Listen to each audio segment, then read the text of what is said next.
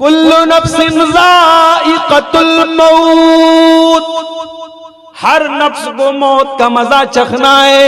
व इन्नमा तुवफ़्फ़ौना उजूरकुम यौमल क़ियामह, लेकिन ऐ मेरे बंदो ये मत समझ लेना कि मरने के बाद कहानी खत्म हो जाएगी। नहीं नहीं, कयामत के दिन तुम्हारे अमल का तुमको पूरा पूरा बदला दिया जाएगा। तुमने दुनिया में जो पाप किए, जो पुण्य किए, जो नेकी की, जो बुराई की, तुमने जो अच्छे काम किए, जो पाप किए, सबका फल तुम्हें आखिरत में मिलेगा। व इन्नमा तुवफ़्फ़ौना उजूरकुम यौमल क़ियामा, तुम्हें कयामत के दिन तुम्हारे अमल का पूरा पूरा बदला दिया जाएगा। फमन ज़ुज़िया अनिन नारी व उदखिलल जन्नत फ़क़द फ़ाज़।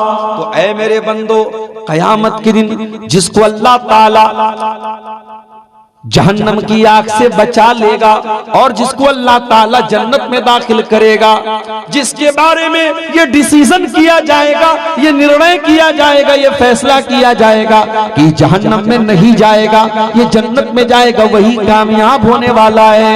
वमल हयातुद दुनिया इल्ला मताउल गुरूर, और ये दुनिया तो बेवफा दुनिया है, ये धोखेबाज दुनिया है, धोखे का सामान है।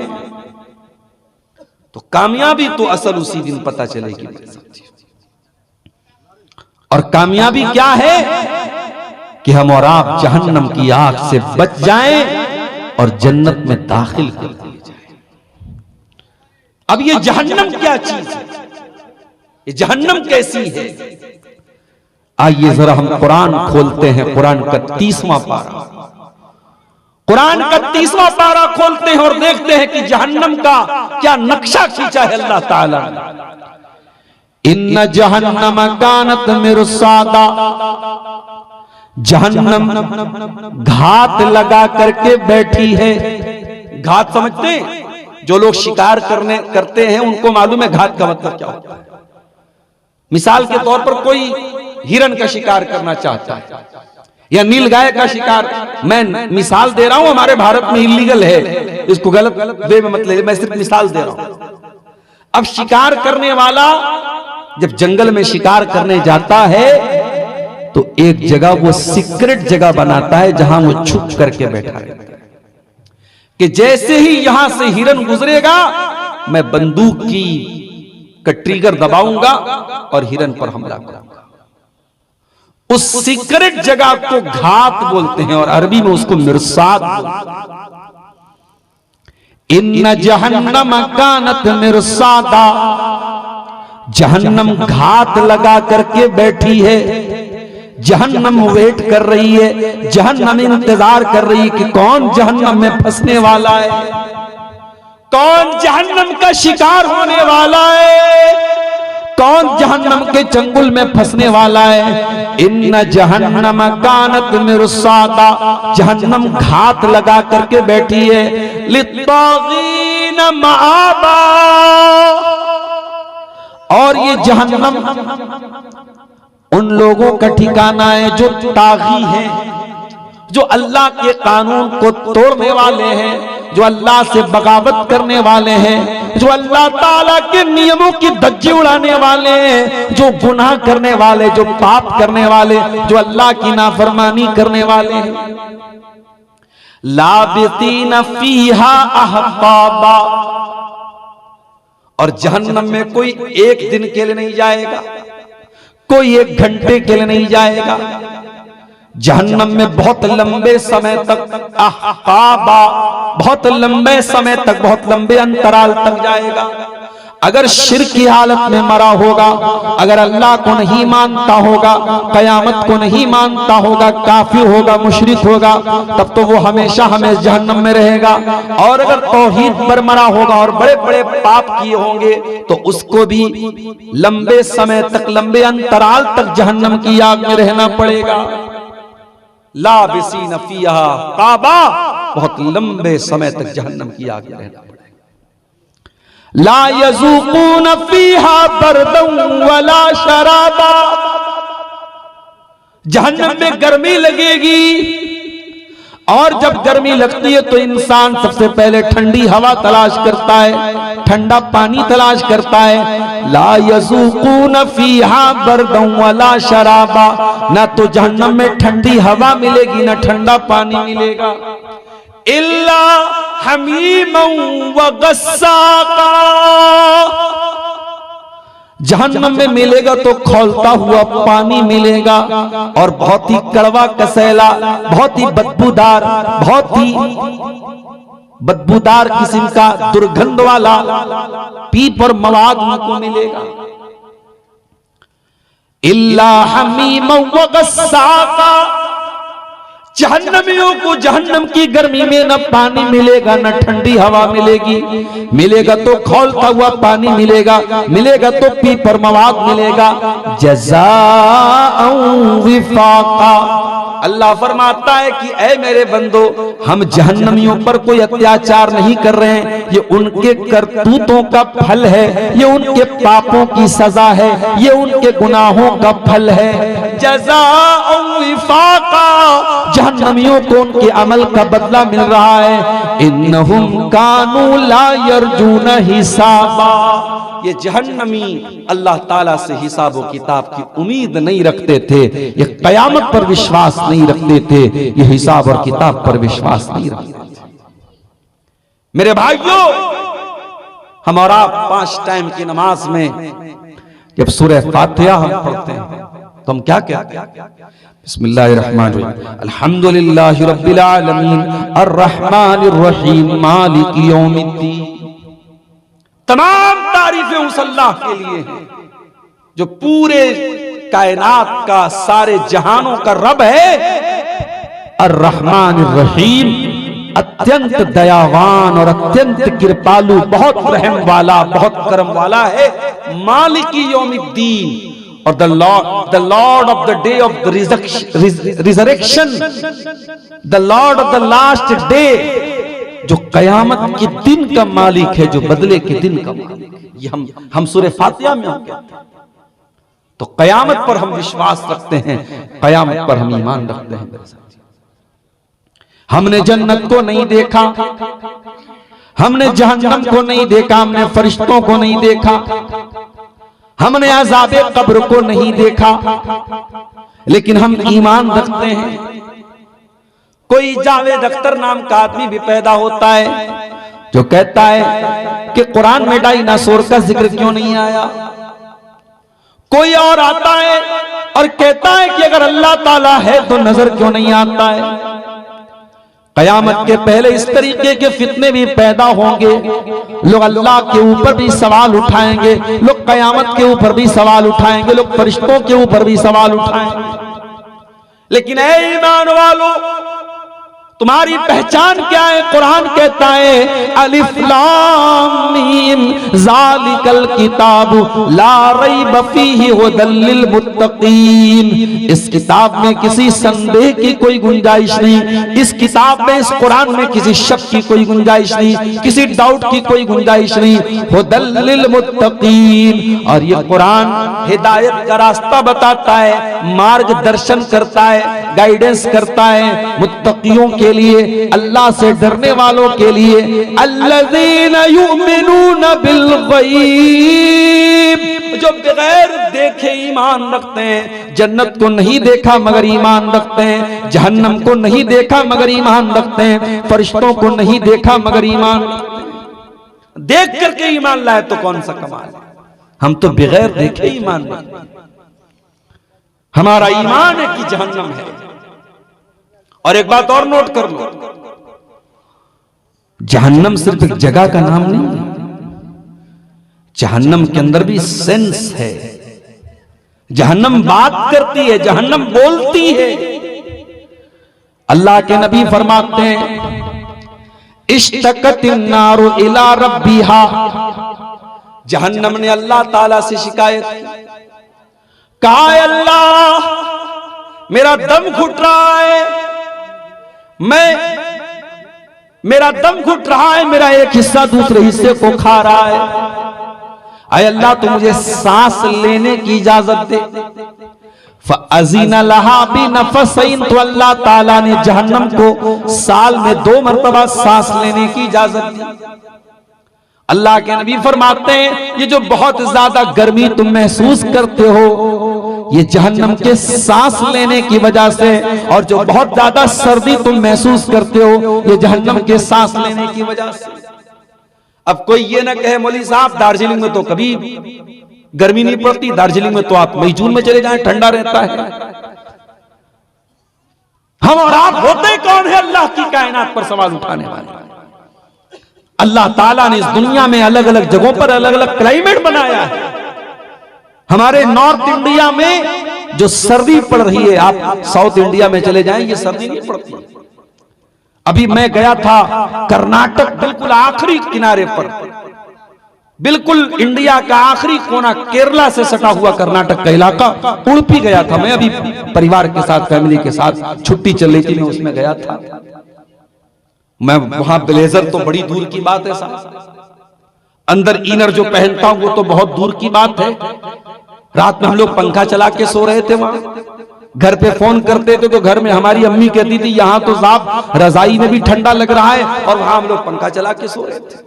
एक ही देश में, एक ही कंट्री में। साउथ इंडिया का मौसम अलग है, नॉर्थ इंडिया का मौसम अलग है।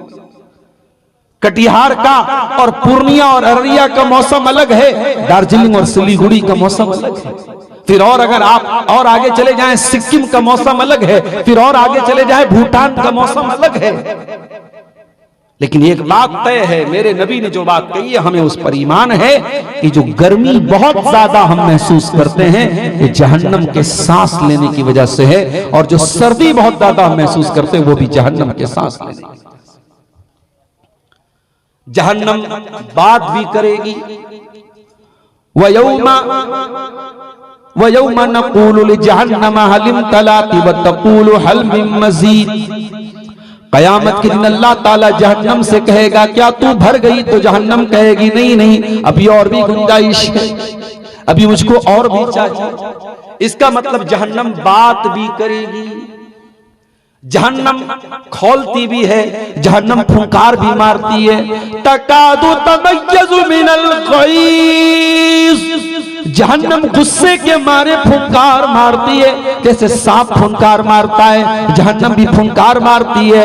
तकादु तमय्यज़ु मिनल गैज़, करीब है कि जहन्नम गुस्से से फट पड़े। कुरान कह रहा है जहन्नम गुस्सा भी करती है। और कयामत के दिन जब जहन्नम को लाया जाएगा 70,000 लगाम पहना के लाए। अल्लाह अकबर। एक घोड़े को एक लगाम पहनाते हैं, घोड़ा बहुत खतरनाक जानवर होता है, उसको कंट्रोल करने के लिए एक लगाम पहनाते हैं। जहन्नम को 70,000 लगामें पहनाई जाएंगी और उसको कयामत के दिन लाया जाएगा। जहन्नम में कितने दरवाजे होंगे? लहा सबातु अब्वाबिन लिकुल्लि बाबिन मिनहा जुज़ुन मक़सूम। जहन्नम में 7 दरवाजे होंगे और हर दरवाजे के लिए अल्लाह ताला ने बांट दिया है, हर दरवाजे के लिए बांट दिया है। ये ज़िनाकारों का दरवाजा है, ये हराम खोरों का दरवाजा है, ये बेनमाजियों का दरवाजा है, ये घमंडियों का दरवाजा है, ये शराब पीने। अल्लाह ताला ने क्राइम के एतबार से, गुनाहों के एतबार से बंटवारा कर दिया है। 7 गेट होंगे जहन्नम के और हर गेट से कोई ना कोई। जहन्नम के अंदर जब लोग दाखिल होंगे एक एक करके नहीं जाएंगे, ग्रुप की शक्ल में जाएंगे। वसीक़ल लज़ीना कफ़रू इला जहन्नम ज़ुमरा, काफिरों को जहन्नम में हाँक करके लेके जाया जाएगा। ज़ुमरा, और ग्रुप बना करके, उनके झुंड बना बना करके जहन्नम में लेके जाया जाएगा। वसीक़ल लज़ीना कफ़रू इला जहन्नम ज़ुमरा हत्ता इज़ा जाऊहा फुतिहत अब्वाबुहा। जब जहन्नमी जहन्नम के दरवाजे पर पहुंचेंगे, जहन्नम का दरवाजा खोला जाएगा। वक़ाल लहुम खज़नतुहा अलम यातिकुम रुसुलुम मिर रब्बिकुम यतलूना अलैकुम आयाति रब्बिकुम व युनज़िरूनकुम लिक़ा यौमिकुम हाज़ा।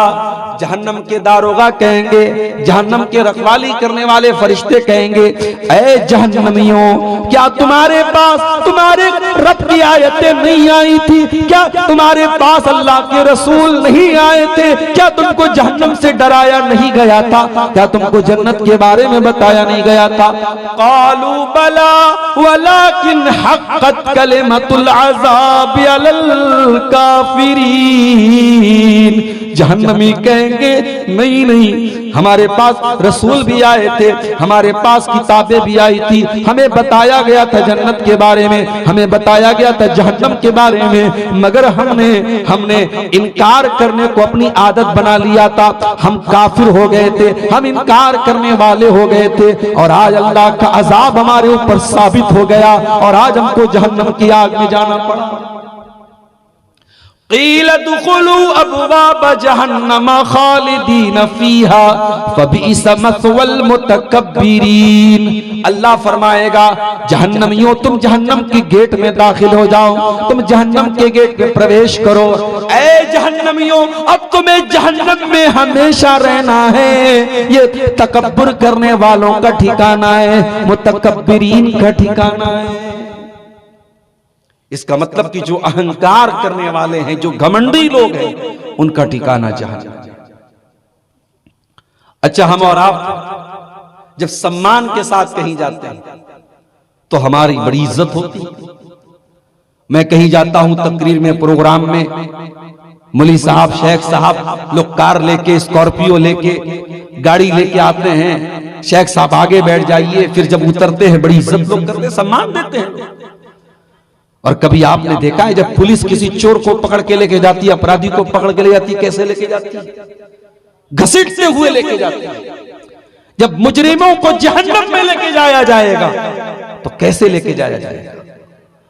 फरमाया, अल्लज़ीना युहशरून अला वुजूहिहिम इला जहन्नम, इनको चेहरे के बल घसीट करके जहन्नम में लेके जाया जाएगा। इनको चेहरे के बल घसीट करके जहन्नम में लेकर के जाया जाएगा और कहा जाएगा, ओ जहन्नमियों, ये तुम्हारा ठिकाना है, ये जहन्नम तुम्हारा ठिकाना है, तुम्हें जलील हो करके यहां जाना है। चेहरे के बल घसीट करके जहन्नमियों को जहन्नम में लेके जाया जाएगा। ऐ अल्लाह, जहन्नम की गहराई कितनी होगी? अल्लाह के नबी सहाबा के साथ बैठे हुए, अचानक एक जोरदार आवाज आपने सुनी।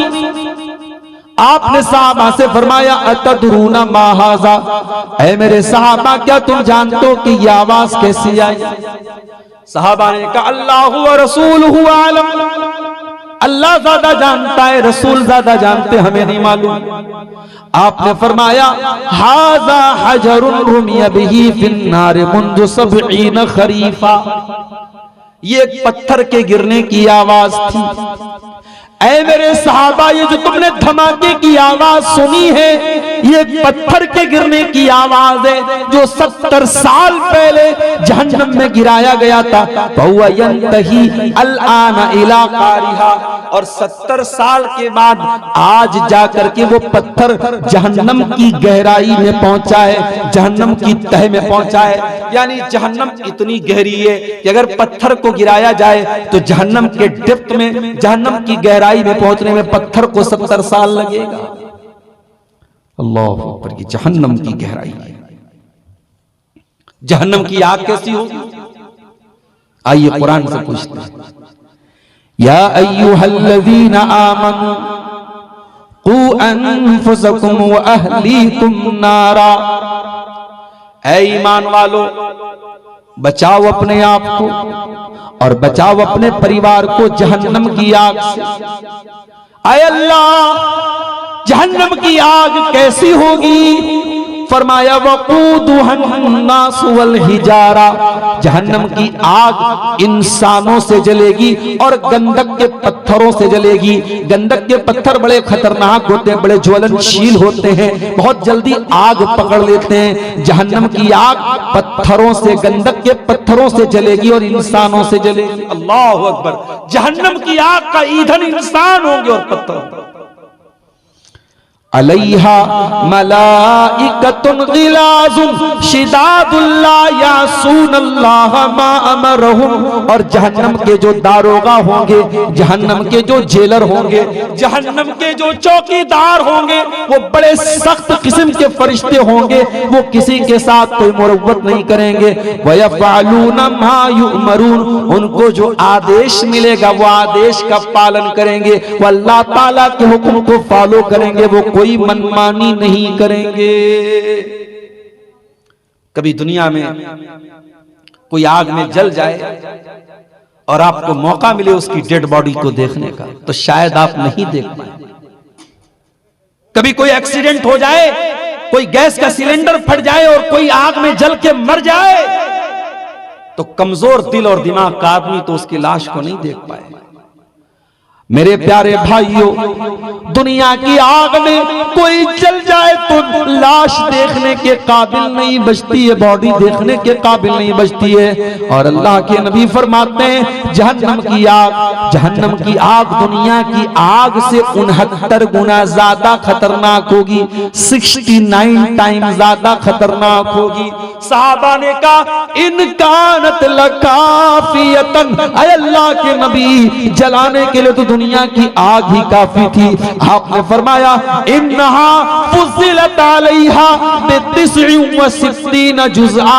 ऐ मेरे सहाबा, दुनिया की आग से 69 गुना ज्यादा खतरनाक जहन्नम की आग। जहन्नम की आग में कोई जलेगा, दुनिया की आग में कोई जलेगा, एक बार जलेगा, एक बार जलेगा, एक बार चमड़ी जलेगी, चमड़ी वाइट हो जाएगी, चमड़ी जल जाएगी। लोग कहेंगे देखो ये जला हुआ इंसान है, इसको आग ने जला दिया है, इसके ऊपर खौलता हुआ पानी पड़ गया है, इसका शरीर देखो कैसा वाइट वाइट हो गया है। लोग ये बोलेंगे, मगर कुरान क्या कहता है, इन्नल्लज़ीना कफरू बिआयातिना सौफ नुस्लीहिम नारा। जो हमारी आयतों का इनकार करेंगे हम उनको जहन्नम की आग में डालेंगे। कुल्लमा नज़िजत जुलूदुहुम बद्दलनाहुम जुलूदन गैरहा। जब एक बार उनकी चमड़ी जल जाएगी हम नई चमड़ी चढ़ा देंगे, नई खाल चढ़ा देंगे, नई त्वचा चढ़ा देंगे, ताकि बार बार उनकी चमड़ी जले और बार बार जलने की तकलीफ महसूस। अल्लाह, जहन्नम की आग होगी मेरे साथ। अच्छा, जहन्नमियों को भूख भी लगेगी, वो खाएंगे। फरमाया इन्नहा शजरतु ज़क्कूम, वो ज़क्कूम का दरख्त खाएंगे। तलउहा कान्नहु रुऊसुश शयातीन, और ये ज़क्कूम नाम का जो फल होगा ये देखने में इतना भयानक होगा जैसे शैतान का सर है, शैतान के सर की तरह। शैतान को देखा है क्या आप लोगों ने? बोलो भाई, शैतान को देखा नहीं है, मगर इमेजिनेशन क्या है कि शैतान बड़ा भयानक है। हमारा तसव्वुर क्या कहता है, हमारा विचार क्या कहता है कि शैतान बड़ा भयानक है। अल्लाह ने फरमाया ज़क्कूम का दरख्त शैतान के सर की तरह होगा। इन्नहा शजरतुन तखरुजु फी अस्लिल जहीम, दुनिया का हर फल मिट्टी में निकलता है, लेकिन जहन्नम ये एकलौता फल होगा जो आग में से निकलेगा, जो जहन्नम की आग में पलेगा, बढ़ेगा। ये ज़क्कूम का दरख्त दुनिया में कहीं नहीं होता है, ये होगा तो जहन्नम की जड़ में निकलेगा, जहन्नम के अंदर से निकलेगा। अल्लाह फरमाता है ये जहन्नमी उसी ज़क्कूम का दरख्त खाएं, उसी कड़वे कसेले दरख्त को, उसके फल को खाएंगे जो पेट में जाकर के मरोड़ देगा उनके पेट को। सुम्मा इन्ना लहुम अलैहा लशौबम मिन हमीम, और फिर उसके ऊपर खौलता हुआ पानी उनको पिलाया जाएगा। आज जुमा का दिन था, शायद आपने जुमा की नमाज जब इमाम साहब के साथ पढ़ी होगी, इमाम साहब ने सूरह गाशिया की तिलावत अगर की होगी तो ये आयत भी आपने सुनी होगी, लैसा लहुम तामुन इल्ला मिन दरी, जहन्नमियों को कोई खाना नहीं मिलेगा सिवाय कांटेदार झाड़ियों के, सिवाय जरी के, सिवाय कांटेदार झाड़ियों के। ला युस्मिनु वला युगनी मिन जू, उस कांटेदार झाड़ी को खाकर ना बदन में कोई ताकत आएगी ना भूख मिटेगी। ये उनका खाना होगा। अल्लाह, कांटेदार झाड़ी और पीपर मवाद। फरमाया वयुस्का मिम्मा इन सदीद, जहन्नमियों को पीपर मवाद पिलाया जाएगा। यतजर्रउहु, जैसे छोटे बच्चों को जब दवा पिलाते हैं तो ढक्कन में नहीं पिलाते। जो बेबी होता है, जो न्यूबॉर्न बेबी होता है, जो नवजात शिशु होता है, उसको डॉक्टर जब भी दवा देता है तो ड्रॉप में देता है। जहन्नमी भूख के मारे बेहाल हो जाएंगे, उनको पीपर मवाद पिलाया जाएगा। यतजर्रउहु, और वो ड्रॉप ड्रॉप पिएंगे, वो बूंद बूंद पिएंगे। यतजर्रउहु वला यकादु युसीगुहु, लेकिन वो इतना बदबूदार होगा, इतना कड़वा होगा कि वो घूट घूट करके, कतरा कतरा करके, ड्रॉप ड्रॉप करके भी पिएंगे, फिर भी उनके हलक के नीचे नहीं उतरेगा। वयअतीहिल मौतु मिन कुल्लि मकान, और जहन्नमी मौत की दुआ करेंगे, मौत की तमन्ना करेंगे, मौत चारों तरफ से उनके पास आएगी। वमा हुआ बिमय्यित, लेकिन जहन्नमी मरेगा नहीं। मौत नहीं आएगी, जिंदगी मौत से भयानक होगी, मौत चारों तरफ से आएगी मगर जहन्नमी मरेगा, मौत नहीं आएगी उसको।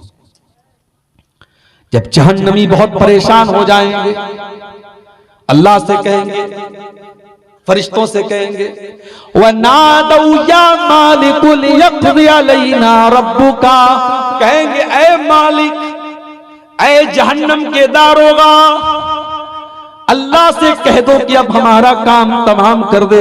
हम बहुत तकलीफ सह रहे हैं जहन्नम में, हम बहुत अजियत में, बहुत तकलीफ में हैं। अल्लाह से कह दो हमारा काम तमाम कर दे। क़ाल इन्नकुम माकिसून, तो जहन्नम का दारोगा कहेगा नहीं नहीं, यू विल नेवर डाई, तुम्हें मौत नहीं आएगी, जहन्नम में मौत नहीं होगी, जहन्नम में मृत्यु नहीं होगी, तुम्हें यहीं रहना है, मरना नहीं है, मौत नहीं आएगी, मौत नहीं आएगी। जाड़े का मौसम है, मैं आपके घर पे आया, मेहमान बन के आया, आपने कहा शेख साहब ये कंबल ले लीजिए, ये रजाई ले लीजिए। मैं तकरीर करने आया, शाल ओढ़ के आया। जहन्नम के अंदर जब गर्मी लगेगी, आग लगेगी, तो क्या वहां पर भी कोई चादर वादर मिलेगी, कोई बिछौना मिलेगा, कोई बिस्तर मिलेगा? फरमाया लहुम मिन जहन्नम मिहाद, जहन्नमियों को आग का बिस्तर मिलेगा, वो आग पर सोएंगे, आग पर लेटेंगे। वमिन फौकिहिम गवाश, और आग ही को ओढ़ेंगे, आग पर लेटेंगे और आग को ओढ़ेंगे। अल्लाह, दुनिया में कपड़े भी बड़े अच्छे अच्छे होते हैं। जाड़े का मौसम आया, हमने वूलन कपड़ा पहन लिया, गर्मी का मौसम आया, कॉटन पहन लिया, बारिश का मौसम आया, हमने रेनकोट पहन लिया। हमारी औरतें जो साड़ी पहनती, बनारस की साड़ी पहनती है, कपड़े की बड़ी क्वालिटी। मैं तो बनारस का रहने वाला हूं, कपड़े की क्वालिटी थोड़ा बहुत समझता हूं, जानता हूं, कपड़े में बड़ी क्वालिटी आती है। उसी बनारस में 500 रुपए की साड़ी भी मिल जाएगी आपको। और बॉलीवुड की किसी हीरोइन की शादी हुई थी तो उसका जो लहंगा था वो 70 लाख का लहंगा भी गया था, बनारस से गया था, उसमें सोने की जरी से काम हुआ था। तो कपड़े की क्वालिटी होती है साहब। जहन्नमियों को कौन सा कपड़ा पहनाया जाएगा? रेशम पहनेंगे क्या? सिल्क पहनेंगे क्या? पहनेंगे वो। फरमाया फल्लज़ीन कफरू कुत्तियत लहुम सियाबुम मिन नार, जहन्नमियों को आग का कपड़ा काटा जाएगा, आग का कपड़ा उनको पहनाया जाएगा, उनको आग का कपड़ा काट के पहनाया जाएगा। युसब्बु मिन फौक़ि रूसिहिमुल हमीम, और उनके सरों के ऊपर खौलता हुआ पानी डाला जाएगा। युसहरु बिही मा फी बुतूनिहिम वल जुलूद, और जब खौलता हुआ पानी डाला जाएगा उनके पेट की अतड़ियों को वो खौलता हुआ पानी गला देगा, उनकी चमड़ियों को जला देगा, उनके पेट की अतड़ियों को जला देगा। युसहरु बिही मा फी बुतूनिहिम वल जुलूद वलहुम मकामिउ मिन हदीद, और लोहे के हथौड़ों से उनको पीटा जाएगा। अल्लाह अकबर, ये जहन्नम। इसलिए मेरे भाइयों, जहन्नम से अल्लाह की पनाह तलब किया करो। कुछ नहीं पढ़ सकते तो ये दुआ पढ़ लिया करो, रब्बना आतिना फिद दुनिया हसना व फिल आखिरति हसना व क़िना अज़ाबन नार। ये दुआ तो सबको याद है। ऐ परवरदिगार, दुनिया में भलाई अता फरमा, आखिरत में भलाई अता फरमा, और जहन्नम की आग से हमको बचा। जब बंदा 3 मरतबा अल्लाह ताला से जहन्नम की पनाह मांगता है, जब अल्लाह ताला से 3 मरतबा ये दुआ करता है, अल्लाहुम्मा अजिरना मिनन नार, अल्लाहुम्मा अजिरना मिनन नार, अल्लाहुम्मा अजिरना मिनन नार। है अल्लाह तू जहन्नम की आग से हमको बचा ले, है अल्लाह तू जहन्नम की आग से हमको बचा ले, है अल्लाह तू जहन्नम की आग से हमको बचा ले। अल्लाह के नबी फरमाते कि जहन्नम अल्लाह ताला से कहती है अल्लाह तेरा बंदा बार बार तुझसे जहन्नम की पनाह मांग रहा है, अल्लाह तू जहन्नम से इसको बचा ले। पनाह मांगा करो मेरे प्यारे साथी जहन्नम की आग से। कुरान कहता है बुद्धिमान लोग कौन है, वाइज लोग कौन है, चतुर लोग कौन है, जीनियस लोग कौन है। इन्न फी खल्क़िस समावाति वल अर्दि वख्तिलाफिल लैलि वन नहार लआयातिल लिउलिल अलबाब। जमीन व आसमान के अंदर और रात और दिन के अंदर अक्लमंदों के लिए, जीनियस लोगों के लिए, बुद्धिमान लोगों के लिए निशानियां हैं। ऐ अल्लाह बुद्धिमान कौन लोग हैं? फरमाया अल्लज़ीना यज़कुरून अल्लाह क़ियामन व क़ुऊदन व अला जुनूबिहिम, जो खड़े होकर के अल्लाह को याद करते हैं, जो बैठ करके अल्लाह को याद करते हैं, जो लेट करके अल्लाह को याद करते हैं। व यतफक्करून फी खल्क़िस समावाति वल अर्ज़, और जमीन व आसमान के ऊपर गौर करते हैं, और जब गौर करते हैं तो क्या कहते हैं? रब्बना मा खलक़ता हाज़ा बातिला सुब्हानका फ़क़िना अज़ाबन नार। ऐ अल्लाह, इतनी बड़ी दुनिया तूने बेकार नहीं बनाया। ऐ अल्लाह, इस दुनिया को तूने एक मकसद के लिए बनाया, अपनी इबादत के लिए बनाया, अपनी तौहीद के लिए बनाया। ऐ अल्लाह, हमको भी तौहीद पर चलने वाला बना दे, अपनी इबादत करने वाला बना दे, हमको जहन्नम की आग से बचा ले। ये दुआ करते हैं बुद्धिमान। आपको भी ये दुआ करनी चाहिए मेरे साथ। कुरान का 19वां पारा उठाओ, अल्लाह अपने स्पेशल बंदों का जिक्र करता है। अल्लाह के स्पेशल बंदे कौन है? फरमाया व इबादुर रहमानिल्लज़ीना यमशूना अलल अर्दि हौना, मेरे स्पेशल बंदे वो हैं जो जमीन के ऊपर नरम चाल चलते हैं। वइज़ा खातबहुमुल जाहिलूना क़ालू सलामा, और जब जाहिलों से उनका सामना होता है तो सलाम कह करके आगे बढ़ जाते हैं। वल्लज़ीना यबीतूना लिरब्बिहिम सुज्जदन व क़ियामा, और अल्लाह के स्पेशल बंदे रात रात भर सजदा करते हैं, रात रात भर क़याम करते हैं, तहज्जुद पढ़ते हैं। वल्लज़ीना यक़ूलूना रब्बना स्रिफ अन्ना अज़ाब जहन्नम इन्ना अज़ाबहा काना गरामा, और अल्लाह के स्पेशल बंदे अल्लाह से दुआ करते हैं अल्लाह तू जहन्नम की आग से हमको बचा ले, इन्ना अज़ाबहा काना गरामा। जहन्नम का अज़ाब तो बड़ा दर्दनाक है, जहन्नम का अज़ाब तो इंसान से चिपक जाने वाला है। ये है जहन्नम। अब आइए हम जरा कुरान और हदीस खोलते हैं और हम जानने की कोशिश करते हैं वो कौन से पाप हैं, वो कौन से गुनाह हैं, वो कौन से गलत काम हैं जो जहन्नम की आग में लेके जाने वाले हैं। आइए जरा हम कुरान और हदीस का मुताला करते हैं। कुरान कहता है इन्नहु मन युशरिक बिल्लाहि फ़क़द हर्रमल्लाहु अलैहिल जन्ना व मअवाहुन नार व मा लिज़्ज़ालिमीन मिन अंसार। जो अल्लाह के साथ शिर्क करेगा, जो शिर्क की हालत में मर जाएगा, उसका ठिकाना जहन्नम है, उसके ऊपर जन्नत हराम है, उसको कोई बचाने वाला नहीं होगा। सबसे बड़ा गुनाह जो जहन्नम में लेके जाने वाला है, अल्लाह के साथ शिर्क। क्या मतलब अल्लाह के साथ शिर्क करना? अल्लाह का दर्जा किसी और को दे देना। गरीब नवाज अल्लाह है, किसी और को गरीब नवाज बना देना।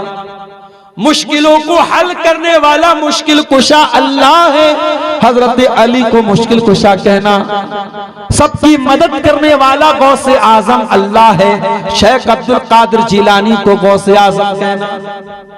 सबको औलाद देने वाला अल्लाह है, किसी बाबा के बारे में यकीन रखना कि ये औलाद देता है। नफा नुकसान का मालिक अल्लाह है, किसी लाल काले पीले धागे पर अकीदा रखना कि ये धागा पहनेंगे तो मुसीबत नहीं लगेगी, नजर नहीं लगेगी, बीमारी नहीं आएगी। ये तमाम की तमाम चीजें शिर्क है मेरे प्यारे साथ। और ये भी याद रखो, जो काम अल्लाह के लिए किया जाता है वो काम गैरुल्लाह के लिए करना हराम है, शिर्क।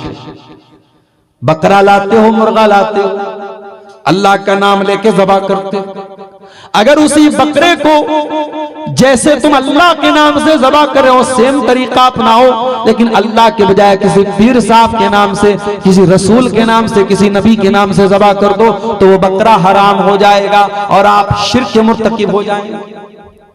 मुर्गा लाए और मुर्गा किसी बाबा के नाम पे आपने काट दिया तो वो मुर्गा अगरचे आपने सही तरीके से काटा है, मगर अल्लाह को छोड़ के किसी और का नाम ले लिया तो मुर्गा हराम हो गया और आपने गैरुल्लाह का नाम लेकर के शिर्क कर दिया। इसी तरीके से अल्लाह के नाम की कसम हम खाते हैं, किसी गैरुल्लाह के नाम की कसम खाना ये भी जायज नहीं है, ये भी शिर्क है मेरे प्यारे साथी। बीवी शौहर बीवी में झगड़ा हो गया, बीवी ने कोई बात के शौहर को यकीन नहीं आया, शौहर ने कहा चलो खाओ बच्चे की कसम, बीवी ने बच्चे के सर पे हाथ रख के कसम खाया, हराम है हराम है हराम है।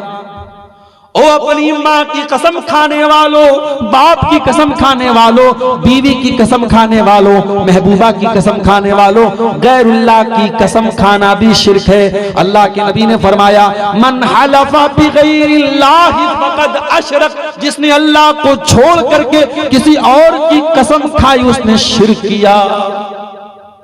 शेख साहब एक सवाल है, कुरान की कसम खा सकते हैं क्या?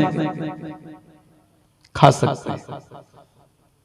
कुरान की कसम खा सकते हैं तो कुरान भी तो गैरुल्लाह है? नहीं, कुरान अल्लाह का कलाम है।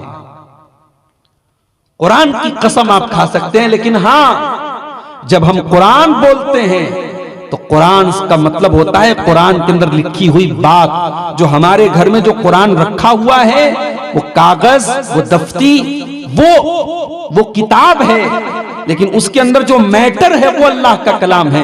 इसीलिए कुरान की जब कसम खाएंगे तो जबान से कुरान की कसम खाएंगे, कुरान को हाथ में लेकर के कसम खाना ये सही नहीं है, ये मुनासिब नहीं है। हमारे यहाँ बहुत से लोग कुरान हाथ में लेकर कसम खाते हैं, ये सही नहीं है, गलत तरीका है। अच्छा, खाने काबा की कसम खा सकते हैं क्या? है किसी को जवाब मालूम है? आपने बोलबेन कि ना बोलबेन? काबा की कसम भी आप नहीं खा सकते, क्योंकि काबा अल्लाह का घर है, अल्लाह की इबादत का घर है। आप काबा की कसम भी नहीं खा सकते, आप रब्बे काबा की कसम खाएंगे, काबा की कसम नहीं खाएंगे। अल्लाह के नबी की कसम भी नहीं खा सकते, किसी नबी के नाम की, किसी रसूल के नाम की, किसी पीर के नाम की, किसी बाबा के नाम की कसम नहीं खा सकते। अपनी माँ की, अपने बाप की, अपने भाई की, अपने बच्चों की, अपनी बीवी की कसम भी नहीं खा सकते। हाँ, अल्लाह ताला चाहे जिसकी कसम खा ले, अल्लाह को पूरा इख्तियार है। अल्लाह ने कुरान में वल अस्र, जमाने की कसम खाई, वल फज्र, फजर की कसम खाई, वस समा, आसमान की कसम खाई, वस जुहा, चाश के वक्त की कसम खाई। अल्लाह जिसकी भी कसम खा सकता है, मगर हमें और आपको परमिशन नहीं है, हम अल्लाह को छोड़कर किसी और की कसम नहीं खाएं। शिर्क से बचो मेरे प्यारे साथी, अपने दामन को शिर्क से बचाओ। सबसे बड़ा पाप अल्लाह के साथ शिर्क। हजरत अबू हुरैरा अल्लाह के नबी के पास आए, कहा अल्लाह के नबी अय्युज़्ज़म्बि आज़म इंदल्लाह, सबसे बड़ा पाप क्या है, अल्लाह के नजदीक सबसे बड़ा गुनाह क्या है? आपने फरमाया अन तजअला लिल्लाहि निद्दन व हुवा खलक़क, सबसे बड़ा गुनाह यह है कि तुम अल्लाह के बराबर किसी को बना दो, जबकि तुम्हें पैदा करने वाला अल्लाह है, तुम्हें बनाने वाला अल्लाह है, और तुम अल्लाह के बराबर किसी को ठहरा दो, ये सबसे बड़ा पाप है। पूछा है अल्लाह के नबी सुन्ना अय्युन, उसके बाद दूसरा सबसे बड़ा गुनाह क्या है? आपने फरमाया अन तक़तुला वलदक खश्यत अन यतममाक, अपनी औलाद को कत्ल करो इस डर से कि वो तुम्हारे साथ खाएगी। औलाद को कत्ल करना हराम है। मौलवी साहब, औरत के पेट में गर्भ है, एबॉर्शन करवाया जा रहा है, जायज है कि नाजायज है? नाजायज। मसला याद रखो, अगर औरत के पेट में हमल है तो उसको कत्ल करना भी उतना ही बड़ा गुनाह है जितना बच्चा पैदा होने के बाद कत्ल करना। हाँ, कभी ऐसी सिचुएशन आ जाए कि औरत की जान खतरे में है और डॉक्टरों ने कह दिया है कि अगर डिलीवरी होगी तो औरत की जान खतरे में पड़ जाएगी। बच्चे का पैदा होना औरत के लिए बहुत रिस्की है। उस सूरत में, उस कंडीशन में फिर शरीयत का वो कानून यहां पे लागू होगा कि जब दो चीजें इकट्ठा हो जाएं और दोनों में खतरा है, तो जिसमें कम खतरा है, जिसमें छोटा नुकसान है, वो काम कर लिया जाएगा। जब मां और बच्चे दोनों की जान को खतरा हो तो मां के जीवन को बचा लिया जाएगा, वरना आम कंडीशन में मां के पेट में औलाद को कत्ल करना ये हराम है, नाजायज। फैमिली प्लानिंग के नाम पे आपको इजाजत नहीं है कि आप जो है हमल ठहरने के बाद पेट में बच्चे को मार दें। अगर प्रेगनेंसी ठहर चुकी है, हमल ठहर चुका है, तो फिर उसको मारने की इजाजत नहीं। फिर पूछा है अल्लाह के नबी तीसरा सबसे बड़ा गुनाह क्या है? आपने फरमाया अंतुजानिया हलीलता जारिक, अपने पड़ोसी की बीवी के साथ जिना करो। क्या मतलब? पड़ोसी का नाम क्यों लिया? जिना तो किसी भी औरत के साथ हराम है। अल्लाह के नबी ने पड़ोसी का नाम क्यों लिया? क्योंकि पड़ोसी का बहुत हक होता है हमारे ऊपर। जिस तरीके से अपनी इज्जत व आबरू की रक्षा हम करते हैं, पड़ोसी की भी इज्जत व आबरू की रक्षा हमारी जिम्मेदारी है। अगर अपने पड़ोसी की बीवी के साथ जिना किया है तो ये डबल गुनाह है, ये दोहरा गुनाह है। हमने जिना, जिसने भी पड़ोसी की बीवी के साथ जिना किया उसने जिना का भी पाप किया और उसने पड़ोसी के साथ विश्वासघात किया, पड़ोसी के भरोसे का खून किया। इसीलिए अल्लाह के नबी ने फरमाया अंतुजानिया हलीलता जारिक, अपने पड़ोसी की बीवी के साथ जिना करना ये तीसरा बड़ा पाप है। तो सबसे बड़ा पाप क्या है? अल्लाह के साथ शिर्क करना, ये इतना बड़ा पाप है।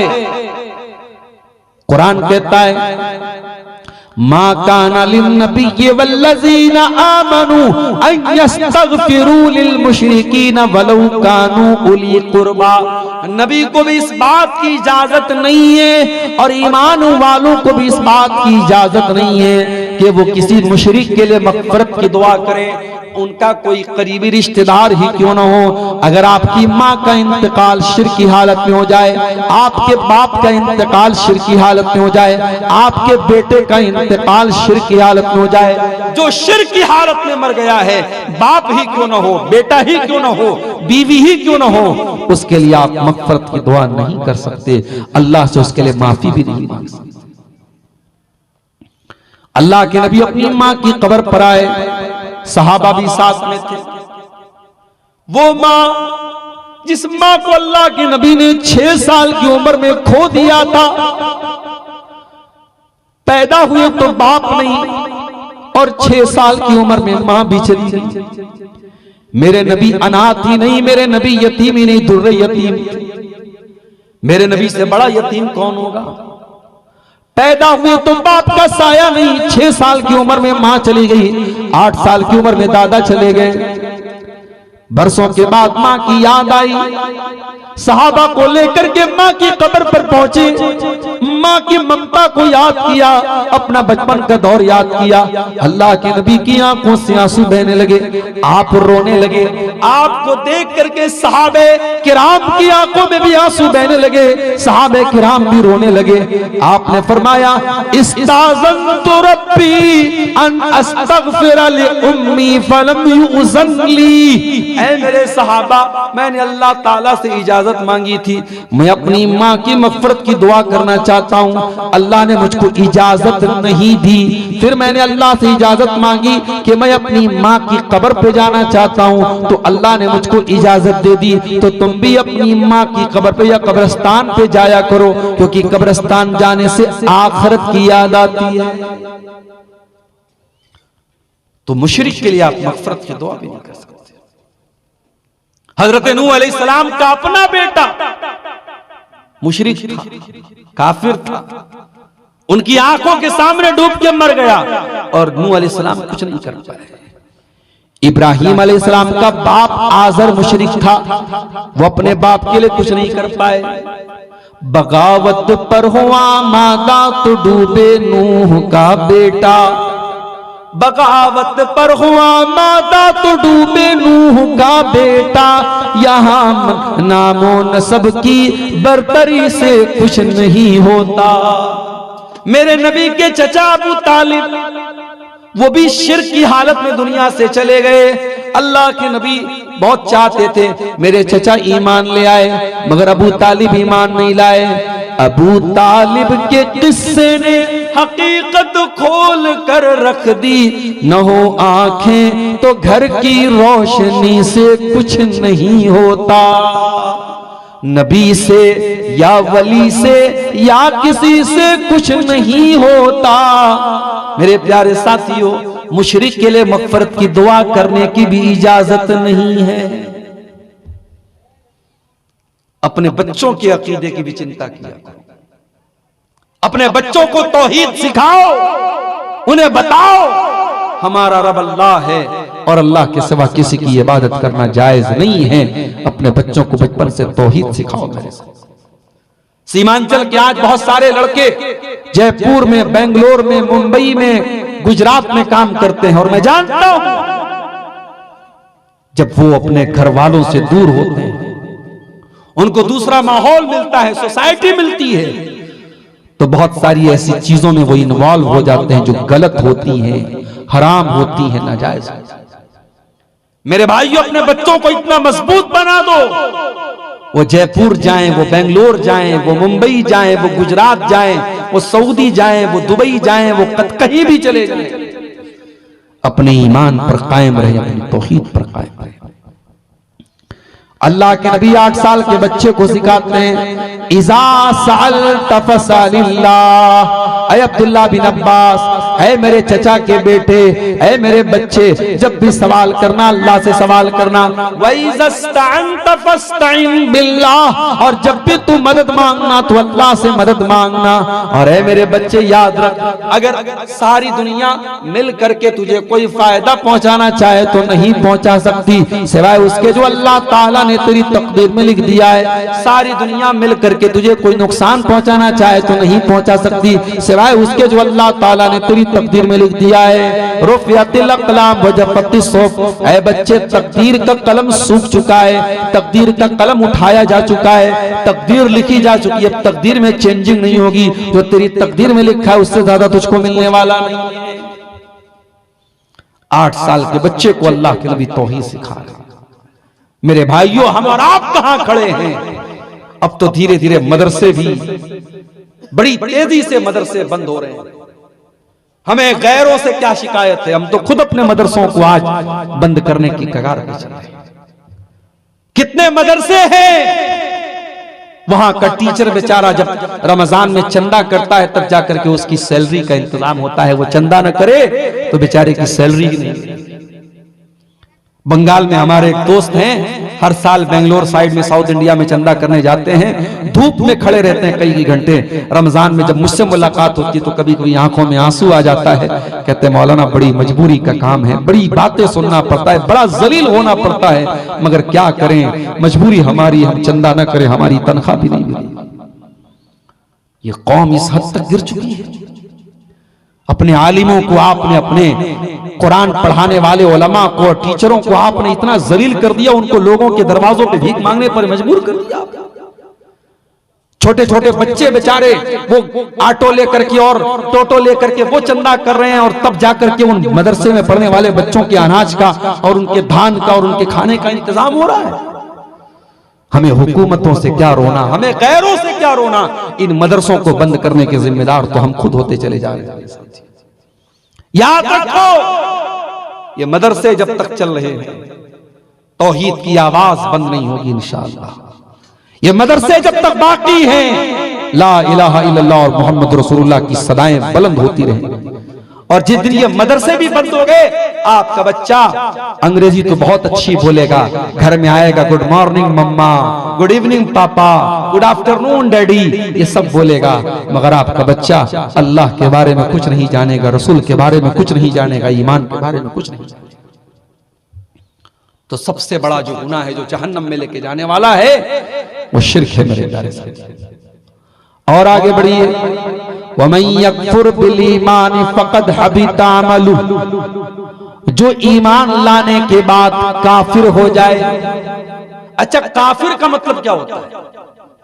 काफिर का मतलब बहुत सारे हिंदू भाई, हमारे गैर मुस्लिम भाई, काफिर का मतलब गाली समझते हैं कि गाली दे रहे हैं हमको। अरे नहीं भाई, कोई गाली नहीं है। काफिर का मतलब डिसबिलीवर, ना मानने वाला। मोमिन का मतलब मानने वाला, मोमिन का अपोजिट काफिर। मोमिन मतलब बिलीवर और काफिर मतलब डिसबिलीवर। मोमिन मतलब मानने वाला, विश्वास रखने वाला, आस्था रखने वाला, और काफिर का मतलब ना आस्था रखने वाला, आस्था ना रखने वाला, ना मानने वाला। ये कोई गाली नहीं है, लेकिन हाँ, अगर कोई काफिर है, अल्लाह को नहीं मानता है, रसूल को नहीं मानता है, कयामत को नहीं मानता है, और उसी हालत में वो मर जाएगा, तो कुरान क्या कहता है? वमन यकफुर बिल ईमानि फकद हबिता अमलु व हुवा फिल आखिरति मिनल खासिरीन। जो ईमान लाने के बाद काफिर हो जाएगा और उसी हालत में मर जाएगा, उसके सारे के सारे आमाल बर्बाद हो जाएंगे और वो आखिरत में खसारा उठाने वालों में से हो जाएगा। तो जैसे शिर्क बहुत बड़ा पाप है, वैसे कुफ्र भी बहुत बड़ा पाप है। इसीलिए हम लोग ईमान लाते हैं। सूरह बकरा की आखिरी आयत देखिए, आमन रसूल बिमा उन्जिला इलैहि मिन रब्बिही वल मुमिनून। रसूल भी ईमान लाए और ईमान वाले भी ईमान लाए। कुल्लुन आमना बिल्लाहि व मलाइकतिही व रुसुलिही। अल्लाह पर भी ईमान लाए, फरिश्तों पर भी ईमान लाए, रसूलों पर भी ईमान लाए। ला नुफर्रिकु बैना अहदिम मिन रुसुली। और अल्लाह के सारे रसूलों पर ईमान लाए, कोई भेदभाव नहीं किया, किसी को मानकर किसी का इनकार नहीं किया। हम सारे नबियों को मानने वाले, सारे रसूलों को मानने वाले लोग हैं। अगर आप किसी एक नबी का भी इनकार कर देंगे तो आप मोमिन नहीं रह जाएंगे। हम सारे नबियों के ऊपर ईमान रखते हैं मेरे प्यारे साथी। और आगे जहन्नम में लेकर के जाने वाला एक और बहुत बड़ा गुनाह है, अल्लाह का मजाक उड़ाना, रसूल का मजाक उड़ाना, दीन का मजाक उड़ाना। कुल्ला बिल्लाहि व आयातिही व रसूलिही कुंतुम तस्ताज़िऊन। ऐ नबी आप फरमा दीजिए, क्या तुम अल्लाह का मजाक उड़ाते हो? क्या तुम रसूल का मजाक उड़ाते हो? क्या तुम अल्लाह की आयतों का मजाक उड़ाते हो? ला तातज़िरू क़द कफ़रतुम बादा ईमानिकुम। तुम कोई बहाना न बनाओ। जब तुमने अल्लाह का मजाक उड़ाया, जब तुमने रसूल का मजाक उड़ाया, जब तुमने कयामत का मजाक उड़ाया, तो तुम काफिर हो गए, तुम ईमान से निकल गए। इसका मतलब यह हुआ कि दीन का मजाक उड़ाना यह भी बहुत डेंजरस और खतरनाक चीज। अगर आप दीन का मजाक उड़ाते हैं, आजकल जन्नत का लोग मजाक उड़ाते हैं, जन्नत की हूरों का मजाक उड़ाते हैं, जहन्नम का मजाक उड़ाते हैं। दीन का मजाक उड़ाना भी मेरे प्यारे साथियों बहुत भारी पड़ सकता है, और अगर आपने दीन का मजाक उड़ाया तो ये चीज भी आपको जहन्नम में लेकर जाए। और आगे बढ़िए, सूद खाना, सूद खाना भी जहन्नम में लेके जाने वाला अमल है। अल्लाह कुरान में कहता है यमहकुल्लाहु रिबा व युर्बि सदकात, अल्लाह ताला सूद को मिटाता है और अल्लाह ताला सदका खैरात में बरकत देता है। जब आप अल्लाह की राह में सदका करते हैं, दान पुण्य करते हैं, तो आपके माल में बरकत होती है। और जब आप ब्याज का पैसा, इंटरेस्ट का पैसा अपने घर में लाते हैं, तो आप अपने घर की बरकत को मिटा देते हैं, माल की बरकत को मिटा देते हैं। या अय्युहल्लज़ीना आमनू ला ताकुलुर रिबा अज़आफ़न मुज़ाफ़ा, ऐ ईमान वालो चक्रवृद्धि ब्याज न खाया करो, कंपाउंड ब्याज न खाया करो। ब्याज पर ब्याज जो चढ़ता रहता है, जिसको कंपाउंड इंटरेस्ट बोलते हैं, चक्रवृद्धि ब्याज बोलते हैं, वो ब्याज अरब में बहुत चलता था। अल्लाह ने उससे भी मना किया और आम ब्याज से भी मना किया। हर तरीके का ब्याज का। मौलवी साहब, फाइनेंस पर मोबाइल लेना कैसा है, फाइनेंस पर कार लेना कैसा है, कान खोल के सुन लीजिए, जायज नहीं है। मौलवी साहब, हम तो बिल्कुल समय से ईएमआई भर देंगे, एक दिन भी लेट नहीं करेंगे। आप लेट नहीं करेंगे, ठीक है, हम मान लेते हैं, हालांकि ऐसा होता नहीं।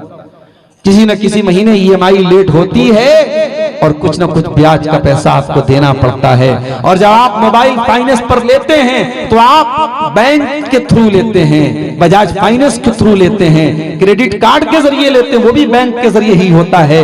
और आप बैंक के साथ कॉन्ट्रैक्ट करते हैं कि मैं ये मोबाइल 12,000 का है, मैं इसको 13,000 में ले रहा हूं, हर महीने इतनी ईएमआई दूंगा। अगर महीने की पहली तारीख को मैं ईएमआई जमा नहीं कर पाया तो डेली का 500 रुपया पेनाल्टी लगेगी। ये डेली 500 रुपये जो पेनाल्टी लग रही है, यही ब्याज है।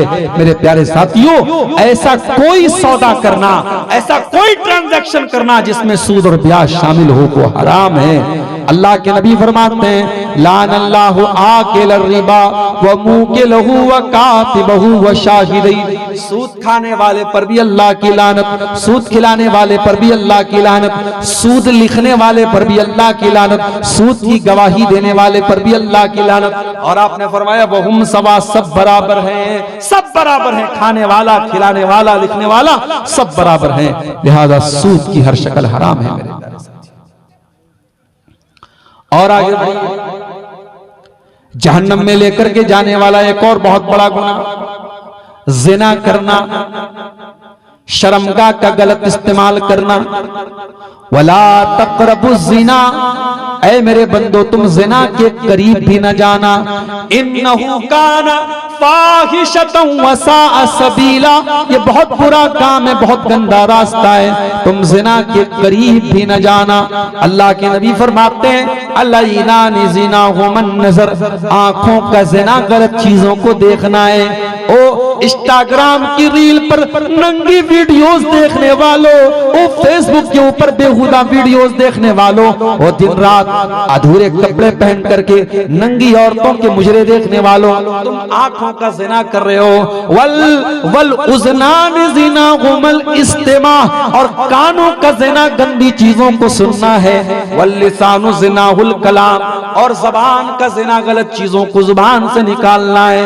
वल यदु जिनाहल बच्चू, और हाथ का जिना गलत चीजों को टच करना है। वर्रिजलु जिनाहल खुता, और पैरों का जिना गलत चीजों की तरफ चल के जाना है। वल कल्बु यहवा व यतमन्ना, और इंसान के दिल में गलत इच्छाएं पैदा होती हैं। वल फर्जु युसद्दिकु ज़ालिका औ युकज़्ज़िबहु, और फिर इंसान की शर्मगाह जो होती है वो दिल की या तो तस्दीक करती है या इनकार करती है, या तो इंसान गलत काम कर देता है या बच जाता है। इसका मतलब ये हुआ कि जो अपनी आंखों की हिफाजत नहीं करेगा, जो कानों की हिफाजत नहीं करेगा, जो जबान की हिफाजत नहीं करेगा, जो हाथ और पैर की हिफाजत नहीं करेगा, वो जिना से उसका बचना बहुत मुश्किल है मेरे प्यारे साथी। जिना हराम है, जहन्नम में लेके जाने वाला है। अल्लाह के नबी को एक मर्तबा ख्वाब में बहुत सारे अजाब का मंजर दिखाया गया। आपने ख्वाब में देखा, और ये बात भी याद रखो कि अल्लाह के नबी का जो ख्वाब होता है वो भी सच्चा होता है। आपको ख्वाब में रियल दिखाया जाता है। आपने ख्वाब में देखा कि एक तंदूर है और उस तंदूर में कुछ मर्दों औरत नंगे लटके हुए, उल्टे लटके हुए, और जहन्नम की आग का शोला उनकी शर्मगाह के अंदर दाखिल होता है और वो बिलबिलाने लगते हैं, चिल्लाने लगते हैं। आपने पूछा मन हाउलाई, ये कौन लोग हैं? फरिश्तों ने कहा हाउलाई ज़ुनात व ज़वानी, ऐ अल्लाह के नबी ये ज़िनाकार मर्द औरत है, ये ज़िनाकार, ये ज़िना करने वाले मर्द औरत हैं जिनकी शर्मगाहों में जहन्नम की आग का शोला डाला जा रहा है। अल्लाह अकबर। ये आग का अजाब या तो कब्र में दिया जा रहा है या जहन्नम में दिया जाएगा, जो अल्लाह के नबी को ख्वाब में दिखाया जा रहा है। इसीलिए कुरान कहता है वला तक़रबुज़ ज़िना, जिना के करीब मत जाओ। नबी अकरम से पूछा गया सबसे ज्यादा जहन्नम में लोग क्यों जाएंगे? आपने फरमाया अल फमु वल फर्जो, जबान की वजह से जाएंगे, शर्मगाह की वजह से जाएंगे। इसीलिए अल्लाह के नबी ने फरमाया दो चीजों की गारंटी ले लो, मैं तुम्हें जन्नत की गारंटी देता हूँ। एक अपनी जबान की गारंटी ले लो, एक शर्मगाह की गारंटी ले लो। और इसीलिए ज़िना से रोकने के लिए इस्लाम ने मर्द को हुक्म दिया कुल्लिल मोमिनीना यग़ुद्दू मिन अब्सारिहिम, ऐ मर्दों अपनी निगाहों को नीचे रखो, व यहफ़ज़ू फ़ुरूजहुम, और अपनी शर्मगाह की हिफाजत करो।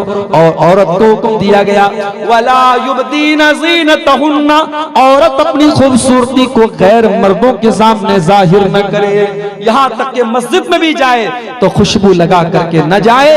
अगर खुशबू लगा करके कोई औरत जाती है, नबी ने फरमाया वो बदचलन औरत है, फाहिशा औरत है, जानिया औरत है। मेरे प्यारे साथियों, इस्लाम ने औरत को पर्दे का हुक्म दिया, गैर मर्द के साथ तन्हाई इख्तियार करने से मना किया है, जीजा के साथ तन्हाई इख्तियार करने से साली को मना किया है, देवर और जेठ के साथ तन्हाई इख्तियार करने से भाभी को मना किया है, खाला मामू और ताया के चचा के लड़कों के साथ तन्हाई इख्तियार करने से जवान लड़की को मना किया है। ये तमाम तालीमात और शिक्षाएं इस्लाम ने इसी ज़िना से रोकने के लिए दी। और आगे बढ़िए, जहन्नम में लेकर के जाने वाला एक और अमल, यतीम का माल खाना। जो बच्चा अनाथ हो जाए, जो बच्चा यतीम हो जाए, जिस बच्चे का बाप मर जाए, उसके माल को नाजायज तरीके से खाना। फरमाया इन्नल्लज़ीना याकुलूना अमवालल यतामा ज़ुल्मन इन्नमा याकुलूना फी बुतूनिहिम नारा। जो यतीम का माल नाजायज तरीके से खा रहे हैं, वो अपने पेट में जहन्नम की आग भर रहे हैं, वो अपने पेट में जहन्नम की आग भर रहे हैं। मेरे प्यारे भाइयों, कभी किसी यतीम का माल न खाना। हो सके तो यतीम के सर पे हाथ रख देना, हो सके तो यतीम को पाल लेना, हो सके तो यतीम का सहारा बन जाना। अल्लाह के नबी फरमाते हैं अना व काफिलुल यतीम कहातैन, मैं और यतीम को पालने वाला, मैं और यतीम की परवरिश करने वाला। आपने दोनों उंगलियों से इशारा करके फरमाया जैसे दोनों उंगलियां एक दूसरे से बिल्कुल करीब करीब हैं, मैं और यतीम से पालने वाला जन्नत में एक दूसरे के करीब रहे। तो यतीम का हक कभी मत मारना, यतीम का हक मारने वाला भी जहन्नम की आग में जाएगा। एहसान जताने वाला, किसी के साथ नेकी करने के बाद कभी एहसान न जताना। अल्लाह के नबी फरमाते हैं ला यदखुलुल जन्नता अल मन्नान वल आक व मुदमिनुल खम्र। तीन लोग ऐसे हैं जो जन्नत में नहीं जाएंगे, एहसान जताने वाला, एहसान जताने वाला, रिश्तों को तोड़ने वाला, और शराब की जिसको लत लग गई हो, शराब की का जो आदी हो, जो पाबंदी से शराब पीता हो, कभी उसने जहालत में आकर के कभी नशा कर लिया, सच्ची तौबा कर ली, उसका मामला अलग है। लेकिन जो शराब का आदी है, अभी मैं दोपहर में नेपाल में था, जब नेपाल से इंडिया हम लोग आने लगे तो बॉर्डर पर देखा कि बाकायदा मशीन के जरिए वो मुंह चेक कर रहा है कि इसमें फूंक मारिए, फूंक मार के तो पता लग जाता था कि शराब इंसान पी के आया है कि नहीं पी के आया है। तो अभी नेपाल से भी जो लोग बिहार में आ रहे हैं, इंडिया में आ रहे हैं, उनको भी ये चेक कर रहे हैं कि शराब तो नहीं पिए हैं। ये शराबबंदी जो बिहार में लागू है, उसकी वजह से बहुत सारे एक्सीडेंट रुक गए बिहार में और बहुत सारी घटनाएं रुक गई। मेरे प्यारे साथियों, ये शराब का जो नशा होता है, ये भी जहन्नम की आग में लेके जाने वाला। इसीलिए कुरान कहता है, या अय्युहल्लज़ीना आमनू इन्नमल खम्रु वल मैसिरु वल अंसाबु वल अज़लामु रिज्सुम मिन अमलिश शैतान। ऐ ईमान वालो, शराब, जुआ और पासे के तीर और गैरुल्लाह की आस्ताने, ये सारी की सारी चीजें गंदी हैं, ये शैतान का काम है। फजतनिबूहु, इनसे बचो, लअल्लकुम तुफ्लिहून, तभी तुम कामयाब हो सकते हो। इन्नमा युरीदु शैतानु अन युक़िया बैनकुमुल अदावत वल बग़दा फिल खम्र वल मैसिर। शैतान तो यही चाहता है शराब और जुआ के जरिए तुमको आपस में लड़ा दे। आज कितने झगड़े हो रहे हैं शराब के नशे की वजह से और जुए की वजह से। आज इसी जुए के चक्कर में आपके कितने नौजवान तबाह हो गए, अपनी माँ के जेवरों को बेच दिया, अपने बाप का मकान तक गिरवी रख दिया। आज ये जुआ, ऑनलाइन जुआ, सट्टेबाजी का जुआ, ड्रीम 11 का जुआ, क्रिप्टो करेंसी का जुआ, ये जुआ की जितनी शक्लें हैं मेरे प्यारे साथियों, ये सब की सब हराम हैं। और कुरान कह रहा है कि शैतान तो यही चाहता है शराब और जुए के जरिए तुमको लड़ा दे। वयसुद्दकुम अन ज़िक्रिल्लाह व अनिस सलाह, और तुमको अल्लाह ताला के जिक्र से रोक दे, तुमको नमाज से रोक दे। फहल अंतुम मुंतहून, तो ऐ मेरे बंदो, तुम शराब और जुआ को छोड़ोगे या नहीं छोड़ोगे? तो शराब भी बहुत गंदी चीज है और जहन्नम में लेके जाने वाली चीज है। और आगे बढ़िए, गीबत करना, चुगली करना। अल्लाह के नबी ने फरमाया कि जब मैं मेराज के सफर में गया, मैं कुछ लोगों के पास से गुजरा, मररतु बिक़ौमिन लहुम अज़बारुम मिन नुहासिन, मैं ऐसे लोगों के पास से गुजरा जिनके लोहे के, तांबे के नाखून थे और वो अपने चेहरों को नोच रहे थे। यख्मिशून बिही वुजूहहुम व सुदूरहुम, वो अपने तांबे के नाखूनों से अपने सीनों को खरोच रहे थे, अपने चेहरों को नोच रहे थे। मैंने पूछा ये कौन लोग हैं जिब्रील? बताया गया, हाउलाइल्लज़ीना यक़ऊन फी आराज़िन नास, ऐ अल्लाह के नबी, ये गीबत करने वाले लोग हैं, ये दूसरों की इज्जत और आबरू पर हमला करने वाले लोग हैं। ऐ अल्लाह के नबी, ये दूसरों की इज्जत आबरू के पीछे पड़ने वाले लोग हैं। ओ मेरी प्यारी माँ बहनों, जबान की हिफाजत करना, गीबत न करना, चुगली न करना। ये गीबत और चुगली भी आपको जहन्नम की आग में लेके जा सकती है। अल्लाह के नबी ने एक मर्तबा हजरत मुआज इब्न जबल से कहा था कि ऐ मुआज इब्न जबल, क्या मैं तुझको पूरे दीन का खुलासा न बता दूं? कहा कि अल्लाह के नबी जरूर बता दीजिए। आपने जबान की तरफ इशारा करके फरमाया कि ऐ मुआज, जबान पर काबू पा लेना, जुबान पर कंट्रोल कर लेना। हजरत मुआज इब्न जबल ने कहा, अल्लाह के नबी, क्या लोग अपनी जबान की वजह से भी जहन्नम की आग में जाएंगे? आपने फरमाया, वहल युकब्बुन नासु अला मनाखिरिहिम इल्ला हसाइदा अलसिनतिहिम, ऐ मुआज इब्न जबल, लोग अपनी नाक के बल घसीट करके जहन्नम की आग में इसी जबान की वजह से जाएंगे। तो जबान भी जहन्नम में लेके जा सकती है मेरे साथ। और आगे बढ़िए, हराम कमाई, जुए की कमाई, सूद की कमाई, भाई की जायदाद हड़प ली, बहन का हिस्सा हड़प लिया, हराम कमाई आपके घर में आएगी। अल्लाह के नबी फरमाते, मा नबता लहमुन मिन सुहतिन, जिस बदन के अंदर हराम की कमाई जाएगी, जिस शरीर के अंदर हराम की कमाई जाएगी, फन्नारु औला बिही, वो शरीर जहन्नम की आग में जाएगा। हराम की कमाई अगर घर में आएगी, इबादतें कबूल नहीं होगी, हज और उम्रा कबूल नहीं होगा, रोजा कबूल नहीं होगा, ज़कात कबूल नहीं होगा। अल्लाह के नबी फरमाते हैं एक आदमी बड़ा लंबा सफर करके आता है, सफर करके आता है, बाल भी उसके मैले कुचैले, कपड़े भी उसके मैले कुचैले, हाथ उठा उठा के दुआ करता है, या रब्बी कह के दुआ करता है। व मतमू हराम व मलबसहू हराम व मशरबहू हराम, उसका खाना हराम कमाई का, उसका पानी हराम कमाई का, उसका कपड़ा हराम कमाई का। फअन्ना युस्तजाबु लिज़ालिक, ऐसे इंसान की दुआ कहां से कबूल होगी? अगर चाहते हो कि दुआएं कबूल हो, मुस्तजाबुद दावात बनना चाहते हो, तो कमाई को हलाल कर लो मेरे प्यारे साथियों, और हराम कमाई को अपने घर में आने मत दो। और आगे बढ़िए, जहन्नम में लेकर के जाने वाला एक और अमल है दयूस हो जाना।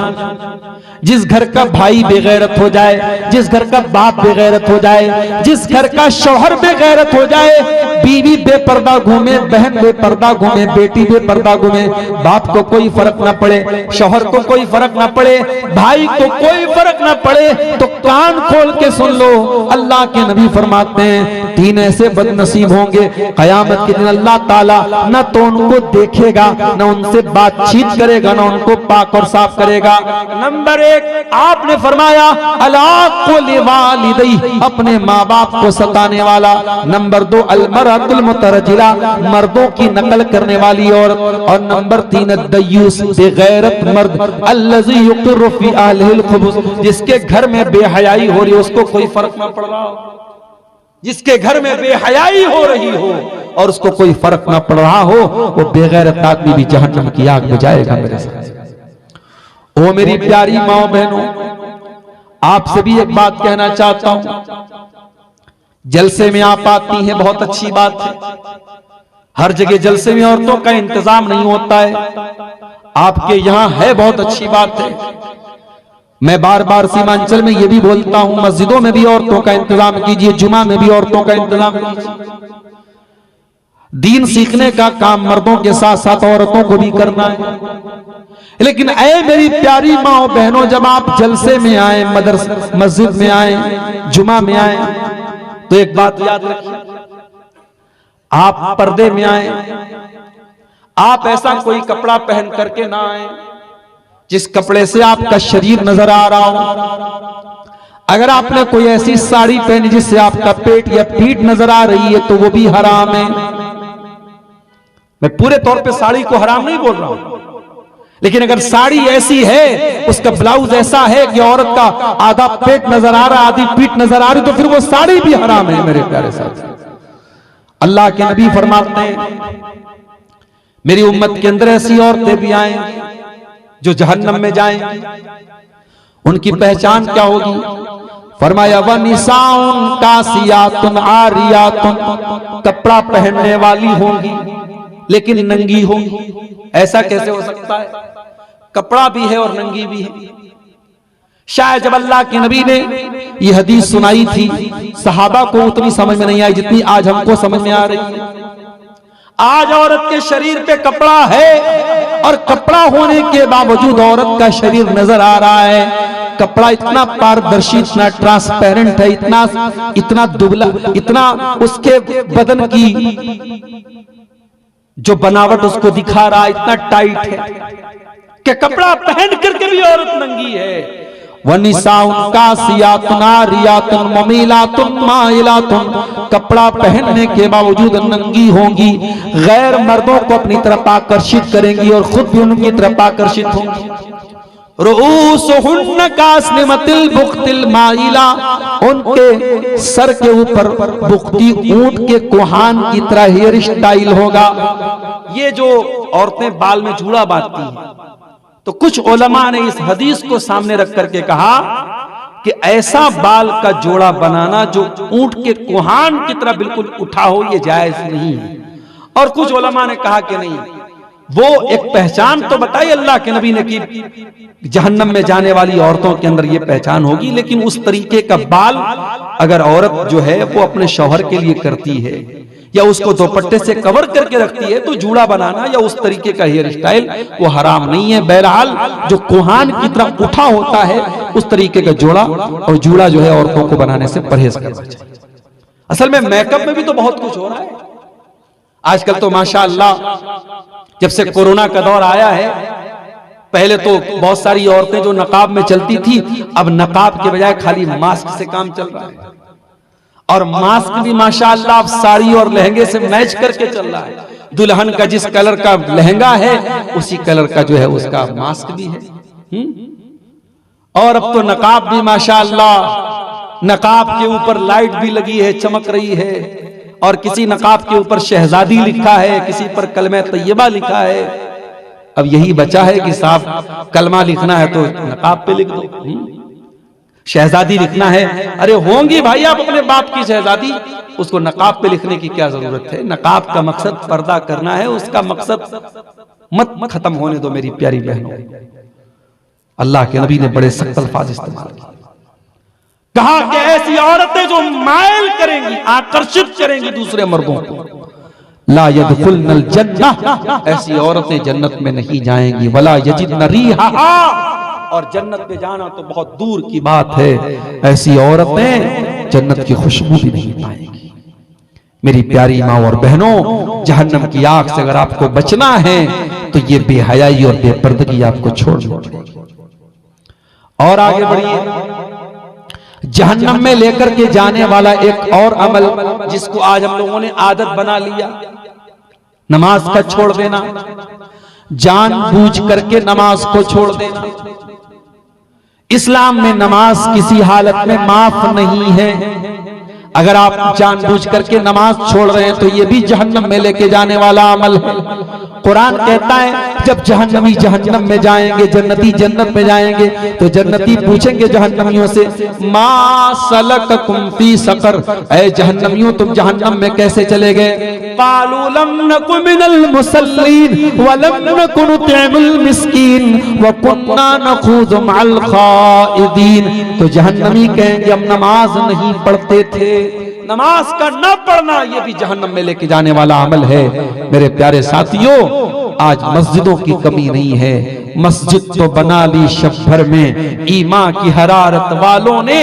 मन अपना पुराना पापी था, बरसों में नमाजी बन न सका। मैं जो सर बसजदा हुआ कभी, तो जमीन से आने लगी ये सदा, तेरा दिल तो है सनमाशना, तुझे क्या मिलेगा नमाज में। हम नमाज नहीं पढ़ते हैं और न अपने बच्चों को नमाजी बनाते हैं, न अपने घर की औरतों को नमाजी बनाते हैं। बड़ी बड़ी बातें हम करते हैं। रात रात पर जलसे हमारे यहाँ चल रहे हैं, सीमांचल में 2-2 बजे रात तक प्रोग्राम चल रहे हैं, लेकिन नमाजियों की तादाद में कोई बढ़ोतरी नहीं हो रही है। मेरे प्यारे साथियों, आपका कारोबार, आपकी नौकरी, आपका बिजनेस नमाज से बढ़ के नहीं होना चाहिए। अपने बिजनेस से कह दो, अपनी नौकरी से कह दो कि नमाज से बढ़ के तू मेरे लिए नहीं है। रिजालुल्लाह तुल्हीहिम तिजारत वला बैउन अन जिक्रिल्लाह। अल्लाह कहता है कि मेरे मुत्तकी बंदे वो हैं कि कारोबार भी करते हैं, लेन देन भी करते हैं, लेकिन उनका कारोबार और उनका लेन देन उनको नमाज से गाफिल नहीं करता है। अब आइए एक आखिरी चीज बयान करके मैं बात खत्म करूंगा।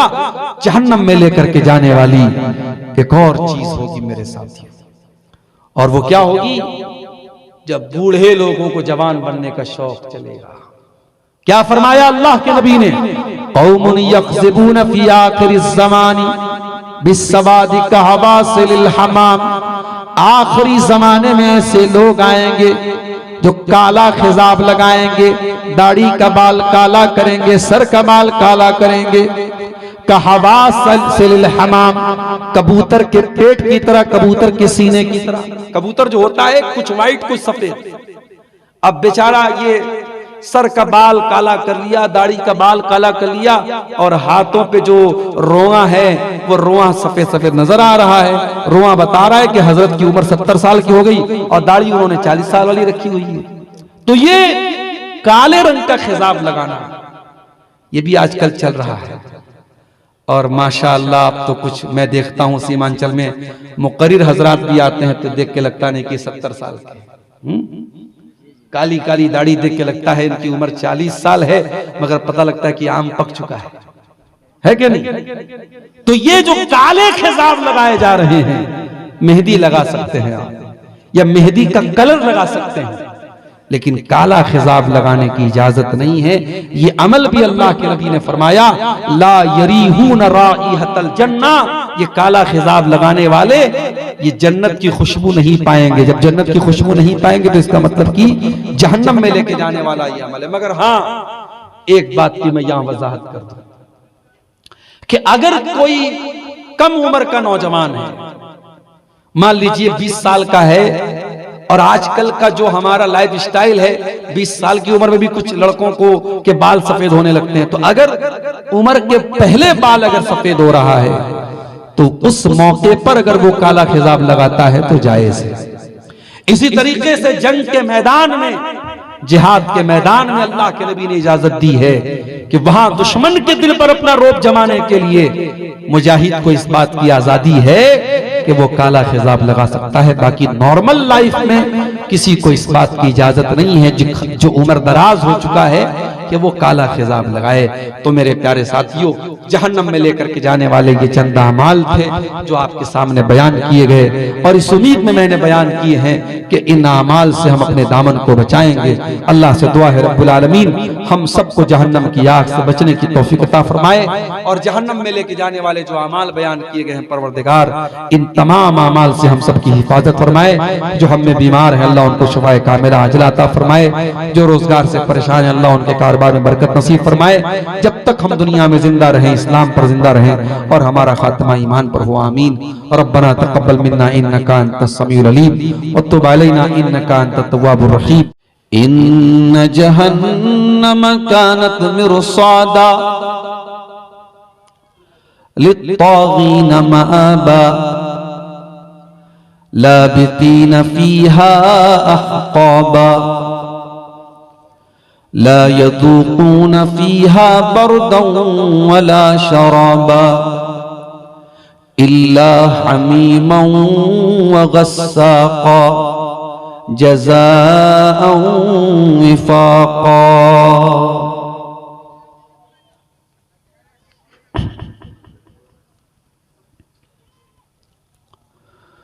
मालिक तू हमारा है, खालिक तू हमारा है, बंदों को तेरे या रब तेरा ही सहारा है।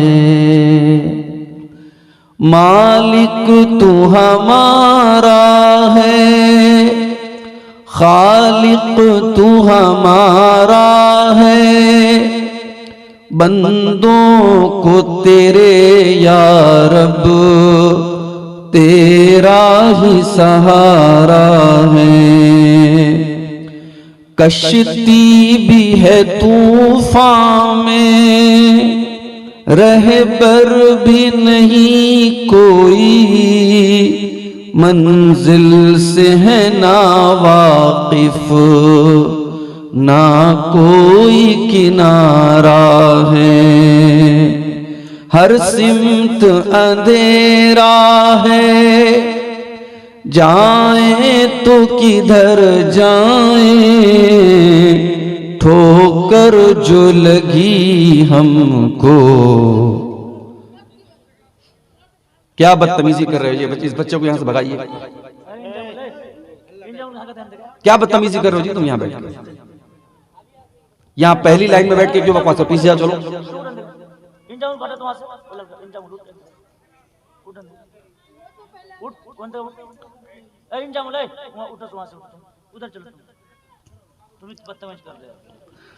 हर सिमत अंधेरा है, जाए तो किधर जाए, ठोकर जो लगी हमको, बस तुझको पुकारा है। ये शम्सो कमर या रब झुकते हैं तेरे आगे, कुदरत से तेरी रोशन हर एक सितारा है। कलियों को भी रानाई तूने ही नवाजी है, गुलशन का हसी मंजर तूने ही निखारा है। मुर्दा थी ज़मीं सारी तूने ही जिलाई है, तू ही ने तो बरसाई ये अमृत की धारा है। आसी है तेरे या रब तूने जो नहीं बख्शा, दुनिया में भी जिल्लत है, उक़बा में खसारा है।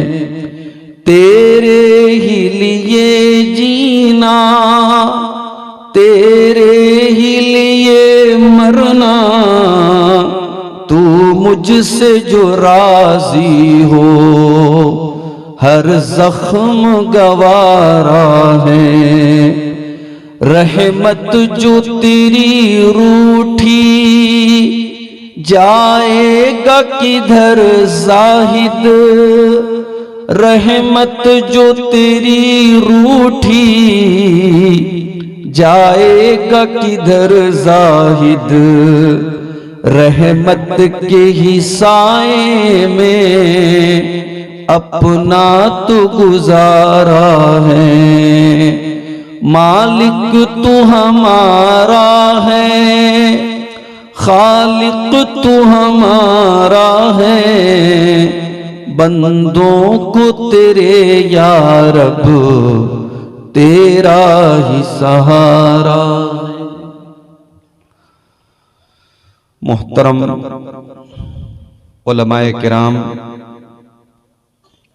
बुजुर्गों और दोस्तों, नौजवान साथियों, माओ और बहनों, प्यारे बच्चों, आज का ये इजलास आम जिसकी तारीख काफी पहले से मुतय्यन थी और आज मैं अपने मामूल के खिलाफ आमतौर से सीमांचल में मैं बिल्कुल टाइम से पहुंचता हूं। मैं पहले ही आपके गांव में आ गया और जलसा कमेटी ने जब इसरार किया कि शेख आप चल करके स्टेज पर थोड़ी देर बैठ जाएं ताकि लोगों को यकीन हो जाए कि आप आए हैं, तो मैं थोड़ी देर के लिए तकरीबन 8 साढ़े 8 बजे के करीब में स्टेज पर भी आया था। मुझे बताया गया कि आप का नंबर 11 बजे के आसपास आ जाएगा, जलसा बहुत लंबा नहीं चलाना है। लेकिन मेरा ख्याल है कि 12 क्रॉस हो चुके हैं, 12:15 बज रहे हैं और मौसम भी सर्दी वाला है, ठंडक का मौसम है और बड़ी देर से आप हजरात बंगला जुबान की तकरीरें भी सुन रहे थे और जिस मकसद के लिए ये प्रोग्राम हुआ है, आप ताउन भी और अपना चंदा, या जिसे आप लोग अपनी जबान में दान कहते हैं, सदका और खैरात कहते हैं, वो भी आप अल्लाह के फजल करम से दे रहे थे। हम अल्लाह से दुआ करते हैं रब्बुल आलमीन आज के इस इजलास आम में जिन भाइयों ने आगे बढ़कर के अपना अपना ताउन पेश किया है, जिन माओ बहनों ने अपना ताउन पेश किया है, जिन्होंने अपने मरहूम रिश्तेदारों की तरफ से यहाँ पे दान दिया है, अल्लाह सबके सदकात और खैरात को कबूल फरमाए और रब्बुल आलमीन हम सब की हाजिरी को भी कबूल फरमाए। मेरे भाइयों, इस दुनिया में अल्लाह ताला ने हमें और आपको बेमकसद नहीं बनाया है। हमारी तख्लीक का, हमारे क्रिएशन का एक मकसद है। हम इंसान हैं, हमारे पास दिमाग है, बुद्धि है।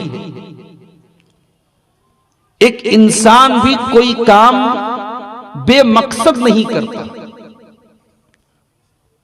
सर्दी का मौसम है, जनवरी का महीना चल रहा है आप हजरात अपना अपना बिस्तर छोड़ करके इस पंडाल के नीचे बैठे हैं, ये हमारे जलसा कमेटी के लोग स्टेज पर बैठे, तो जाहिर है कि इसका भी एक मकसद है, एक उद्देश्य है। हम बगैर मकसद के कोई काम नहीं करते। तो वो इंसान जो अल्लाह तबारक व तआला की एक मखलूक है, एक बंदा है, अगर इंसान बेकार और बेमकसद कोई काम नहीं कर सकता तो फिर ये कैसे मान लिया जाए कि ये कायनात बेमकसद बन गई? ये यूनिवर्स, ये दुनिया, ये ब्रह्मांड, ये विश्व अल्लाह ताला ने बेकार बनाया है? ये पॉसिबल नहीं है, ये संभव नहीं है। मेरे प्यारे साथियों, इस कायनात की तख्लीक के पीछे एक मकसद है। अफहसिबतुम अन्नमा खलकनाकुम अबतन व अन्नकुम इलैना ला तुरजऊन।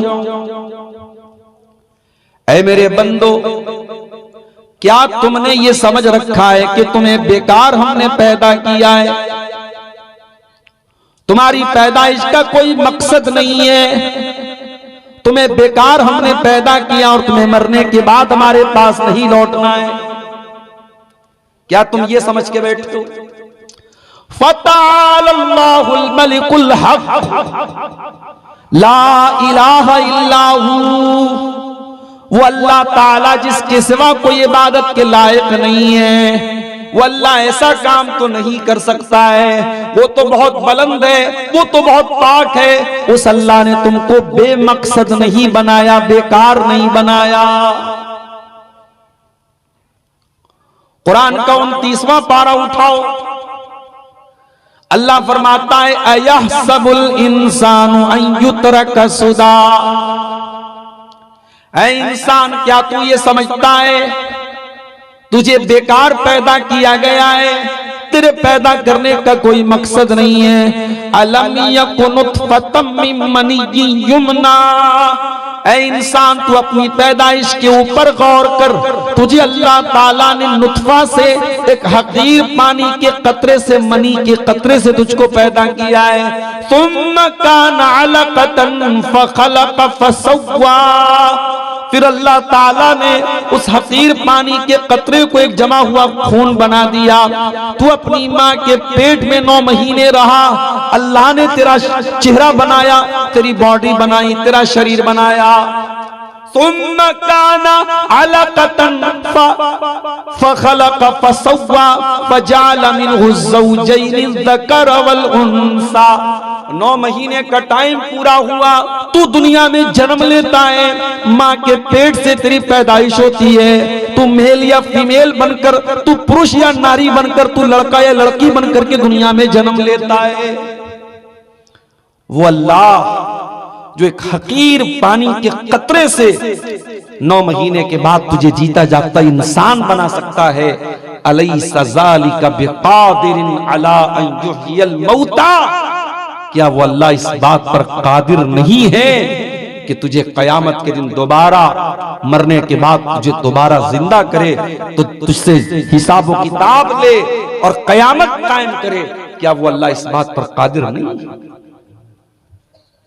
मेरे भाइयों, अल्लाह ने हमें और आपको एक मकसद के तहत पैदा किया है, और वो मकसद क्या है? आइए इस सवाल का जवाब भी हम कुरान के 29वें पारे में तलाश करें। तबारकल्लज़ी बियदिहिल मुल्क व हुवा अला कुल्लि शैइन कदीर। बहुत बरकत वाला है वो अल्लाह जिसके हाथ में सारी कायनात की बादशाहत है और जो हर चीज के ऊपर कादिर है। अल्लज़ी खलक़ल मौत वल हयात लियब्लुवकुम। जिसने पैदा किया मौत को और पैदा किया जिंदगी को, जिसने मृत्यु और जीवन का सिस्टम बनाया, जिसने मौत और जिंदगी को बनाया। लियब्लुवकुम, वो तुम्हारी परीक्षा लेना चाहता है, वो तुम्हारा इम्तिहान लेना चाहता है, वो तुम्हारा एग्जाम लेना चाहता है। अय्युकुम अहसनु अमला, कि कौन तुम में अच्छा अमल करता है। अल्लाह ने हमें और आपको परीक्षा लेने के लिए इस दुनिया में पैदा किया है। हम इस दुनिया में परीक्षा दे रहे हैं। एग्जाम दे रहे हैं। और जब आदमी दुनिया में एग्जाम देने के लिए आया है तो इसका मतलब कि रिजल्ट भी मिलेगा। और वो रिजल्ट कब मिलेगा? कयामत के दिन मिलेगा। जी, दुनिया में हम और आप परीक्षा देने के लिए आए हैं और इस परीक्षा का रिजल्ट हमें कयामत के दिन मिलेगा। और कयामत के दिन हमें पता चलेगा कि कौन पास है और कौन फेल है, कौन नाकाम है और कौन कामयाब